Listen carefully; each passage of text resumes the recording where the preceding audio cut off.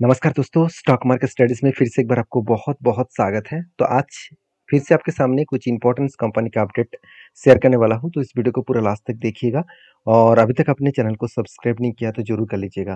देखिए मार्केट में कुछ दिनों से प्रेशर बनता हुआ देखने को मिलेगा क्योंकि फिर से इज़राइल के साथ, ईरान के साथ दोनों देशों के साथ फिर से युद्ध स्टार्ट हो चुके हैं, जिसके चलते हुए मार्केट में एक प्रेशराइज़ तो बनता हुआ देखने को मिलेगा। तो इसमें आप चिंता मत करिए क्योंकि इस तरीके से सिचुएशन आप पहले भी झेल चुके हैं।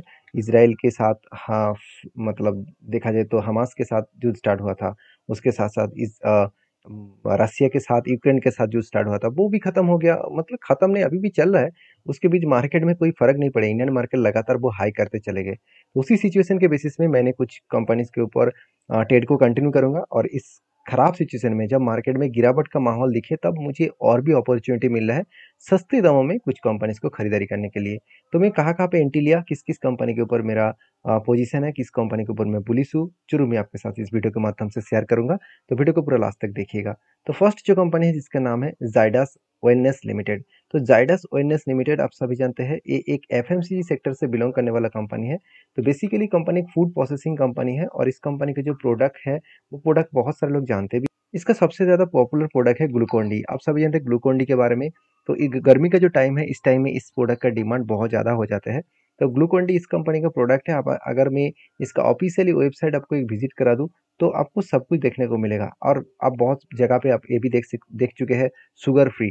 तो शुगर फ्री जो है वो भी इसी कंपनीज़ के है। तो कंपनी प्रोडक्ट लिस्ट जो है बहुत बढ़िया प्रोडक्ट लिस्ट बना के चल रहा है। कंपनी के अगर अगर मैं प्रोडक्ट लिस्ट को दिखा दूँ, आप देख सकते हैं कितना पुराना एक प्रोडक्ट है जिसका नाम है कॉम्प्लान। उसके साथ-साथ शुगर फ्री भी है, ग्लूकोन-डी भी है, आई एम लाइट भी है, शुगर फ्रीज़ अलग-अलग ब्रांड के भी है, अलग-अलग प्रोडक्ट भी है, न्यूट्रालाइट भी है, साथ ही साथ आप और भी देखें नाइसिल भी है इसका ब्रांड और एवरी यूथ।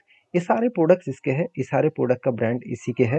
तो इसी बेसिस में कंपनी का जो प्रोडक्ट का जो डिमांड है वो हमेशा रहेगा। ऐसे नहीं कि आज युद्ध स्टार्ट हो गया तो इस कंपनी के ऊपर कुछ खतरा बनेगा, ऐसे बिल्कुल नहीं। आपको मैं चार्ट के हिसाब से दिखाऊँगा कि मार्केट में इतना प्रेशर होने के बाद भी इसमें उतना ज़्यादा फ़र्क नहीं पड़ेगा।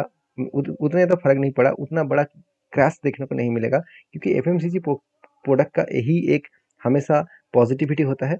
चाहे किसी कंट्रीज़ में युद्ध भी हो, किसी कंट्रीज़ में आपको कुछ इकोनॉमिकली क्राइसिस हो, फिर भी खाने-पीने का चीज़ और जो मतलब पर्सनल केयर में यूज़ होने वाला चीज़, इसका डिमांड हमेशा रहता है। तो आज इस कंपनी के बारे में इसीलिए मैं पॉजिटिव हूँ क्योंकि कंपनी के ऊपर एक पॉजिटिवली मुझे ट्रेड मिला। वो ट्रेड कहाँ पे मिला? ध्यान से इस चीज़ों को देखना, नया कुछ सीखने को मिलेगा। देखिए कंपनी लगातार वो क्या कर रहा है 200 डेज़ ईएमए के ऊपर वो काम कर रहा था और फाइनली 200 डेज़ ईएमए के नीचे आया और जब भी नीचे आया तो मैंने इसके ऊपर मार्किंग करके रखा कि 200 डेज़ ईएमए के नीचे कैंडल बना और उसी टाइम यहाँ पे देखिए 30 जो इसका आरएसआई है, वो आरएसआई 30 के नीचे आया। अब यहाँ पे मैं मार्किंग एक बार कर देता हूँ, आप खुद ही देख सकते हैं। यहाँ पे डॉटेड लाइन मैंने मार्किंग किया, तो आप देख सकते हैं 26 मतलब 30 के नीचे आया। तो आरएसआई 30 के नीचे आए और उस टाइम आरएसआई 30 के नीचे भी आए और उस टाइम देखें तो चार्ट पैटर्न्स में क्या हुआ, उसी जगह पे क्लोजिंग हुआ और क्लोजिंग लेवल कितना था 1473। इस लेवल में एक एंटी बना और एंटी का मैं टारगेट कहाँ तक रखूंगा, टारगेट में रखूंगा जब आरएसआई इस 70 को टच करेंगे, 70 को ब्रेक करेंगे तब टारगेट लूंगा।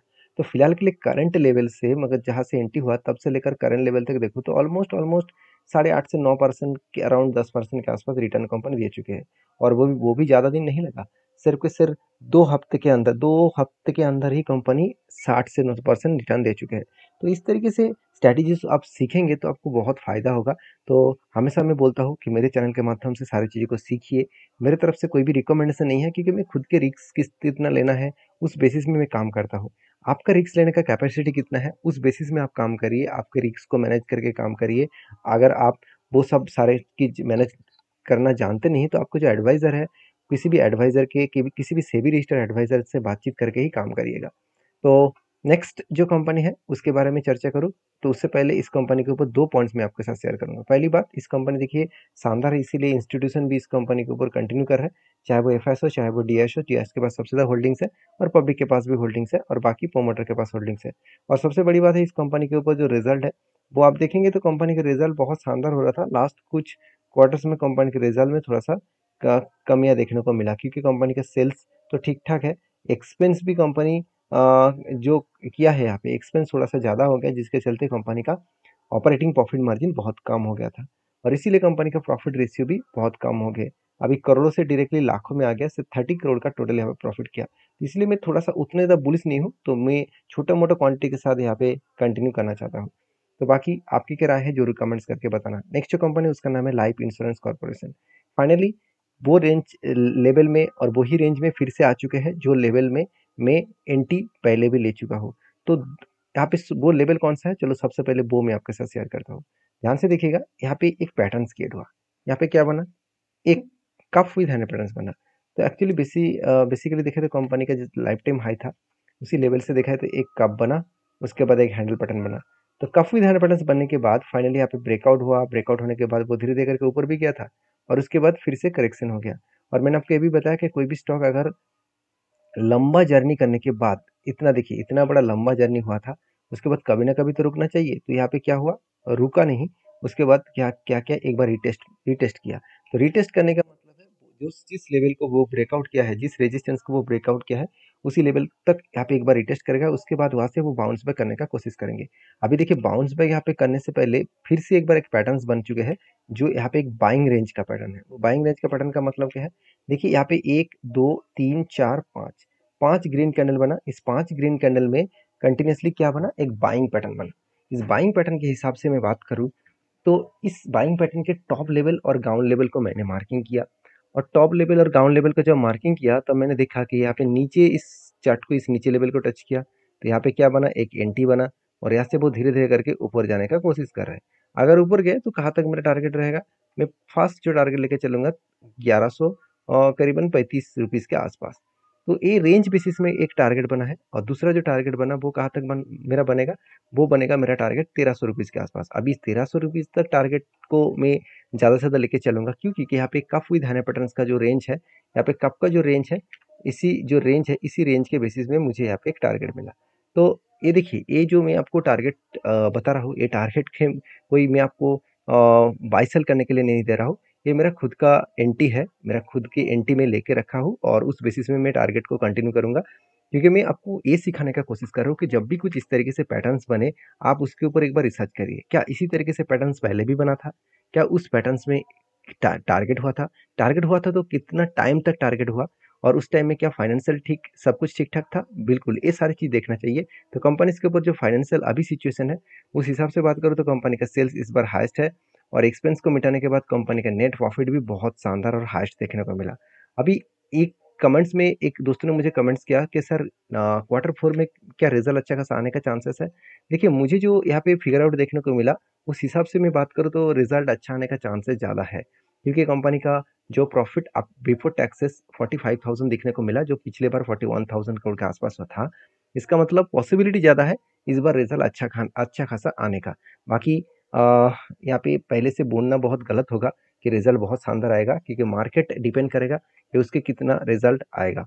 तो बाकी इस कंपनी के ऊपर सबसे इंपॉर्टेंट पॉइंट मुझे जो अच्छा लगा वो है कंपनी लगातार बाइंग हो रहा था।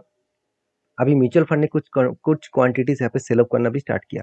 देखिए सेल करने का मतलब ये नहीं कि सारे माल बेचकर वो भाग रहा है, क्योंकि सारे माल बेचकर वो भागेंगे नहीं।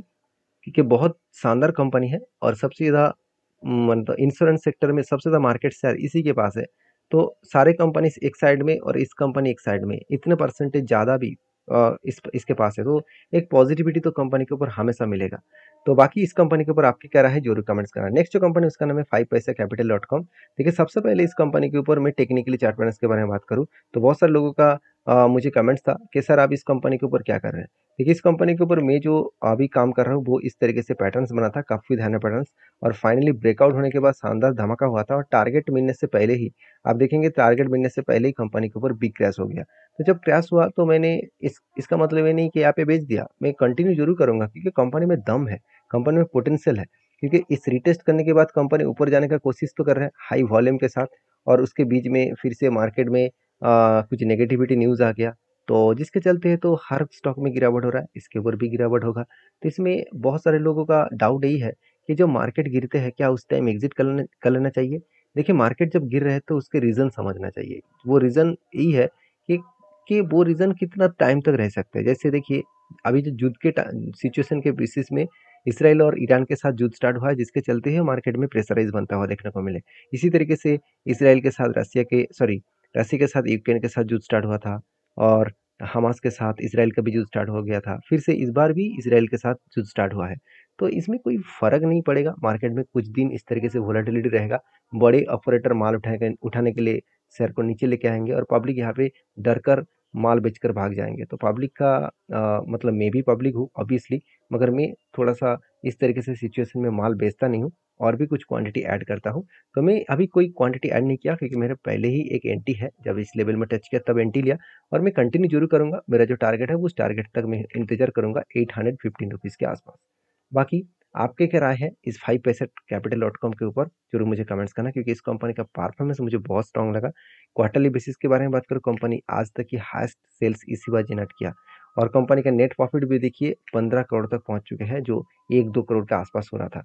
और सबसे मजेदार बात ये भी है कि कंपनी ये भी पब्लिश करने जा रहे हैं अभी जो अपकमिंग जो क्वार्टरली रिजल्ट आने वाला है, वहाँ पे भी अच्छा खासा शानदार रिजल्ट देखने का चांसेस है, क्योंकि कंपनी 63 करोड़ के आसपास टोटल नेट प्रॉफिट यहाँ पे दिखा रहा है। मतलब अच्छा खासा प्रॉफिट दिखाने का वो कोशिश करेंगे। तो बेसिकली कंपनीज के ऊपर मैं बुलिश हूँ। आपके क्या राय है जरूर मुझे कमेंट्स करके बताना। तो कंपनीज के बारे में बात करूँ तो द अनूप इंजीनियरिंग लिमिटेड, जो देखा जाए तो कंपनी 3,300 करोड़ के आसपास इसका मार्केट कैप है। छोटा सा कंपनी है, और इस कंपनी के ऊपर एक अच्छा खासा टेक्निकली चार्ट पैटर्न देखने को मिलेगा। 1000 रुपीज़ से कंपनी 3000 तक जर्नी किया, 3500 के आसपास। तो इतना शानदार, ऑलमोस्ट 3.5 गुना कंपनी फंड आपको रिटर्न जनरेट करके दिया, जिसके चलते है कंपनी के ऊपर एक अपडेट है, वो अपडेट मैं आपके साथ शेयर करूंगा। वो है बोनस का।